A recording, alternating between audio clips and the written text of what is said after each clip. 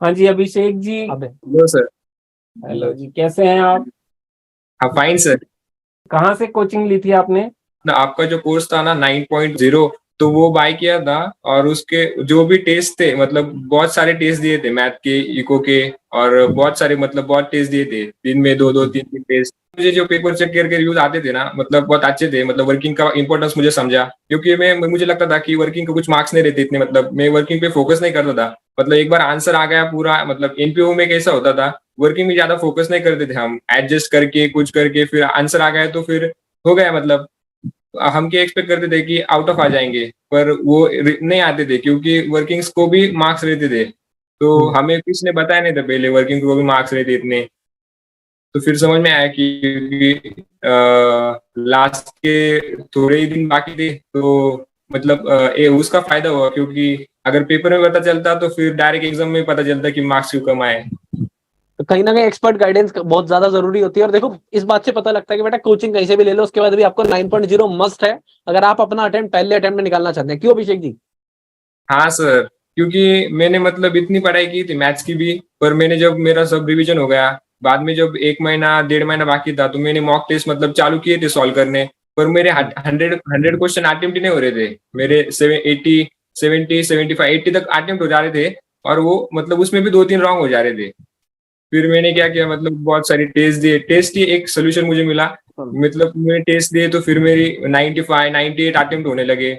मतलब टेस्ट तो मुझे लगता है वो तो एक स्टडी का मतलब वो मस्ट है। बहुत बड़ा पार्ट है। तो कहीं ना यस। कहीं जिस बच्चे को जितनी जल्दी ये चीज एनालाइज हो जाएगी ना कि 9.0 के बिना आपकी चीजें नहीं चलेंगी, वो इतने टेस्ट, वो इतनी काउंसलिंग, वो इतनी सारी चीजें आपको मिलती है ना, हर एक बच्चे को एक तरह से एक पर्सनलाइज कोर्स की तरह मिल जाता है कि जिसको टेस्ट चाहिए वो टेस्ट, जिसको लाइव क्लास के थ्रू पढ़ना है वो लाइव क्लास के थ्रू, जिसको रिकॉर्डेड देखना है वो रिकॉर्डेड।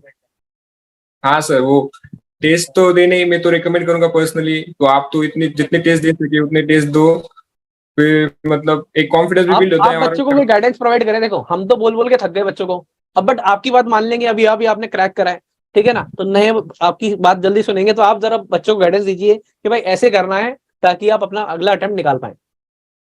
हाँ सर, मैं तो मेरे मतलब जो भी अभी जूनियर है उनको मैं तो एक ही एडवाइस दूंगा। आपको कितना भी आता हो, मतलब हमें सबको लगता है कि हमें आ रहा है, हम पेपर में कर देंगे और लॉ का लिख देंगे, पर आपको उसे समझना चाहिए कि चार पांच पेपर तो भी आपने लिखने चाहिए, क्योंकि नहीं होता वो। कितना भी हमको आता हुआ लॉ लर्न भी हुआ, तो भी वो फर्स्ट टाइम जब तुम पेपर लिखते हो ना पूरा, तो अटेम्प्ट नहीं होता वो, कितना भी अगर आपको आता हो तो दो तीन पेपर, चार पांच पेपर आपने लिखे, तो फिर आपको वो टाइम भी मैनेज बिल्कुल। होता, समझ में आता है। और मैथ्स में तो सब बच्चों का कहना होता है कि 100 क्वेश्चन मतलब एक एक मिनट में बहुत चैलेंजिंग है वो अपने आप में सॉल्व करना, क्योंकि वो नए नए क्वेश्चन हमको मिलते हैं। तो ऑन दिस बिल्कुल। स्पॉट मतलब वो सोचना कौन सा लगेगा क्या, और वो आता भी नहीं, वो कभी कभी टाइम वेस्ट हो जाता।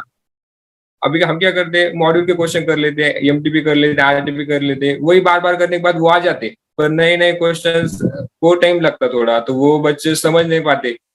वो मुझे लास्ट लास्ट में समझ में आ गया, इसलिए मैंने सोचा कि अभी मॉक टेस्ट मतलब उनके जो 9.0 में मतलब नाइन नाइन नए नए क्वेश्चंस थे, तो मुझे समझ में आया कि अगर मैं सॉल्व करने लगा 90, 95 तक, तो फिर हो जाएगा अपना।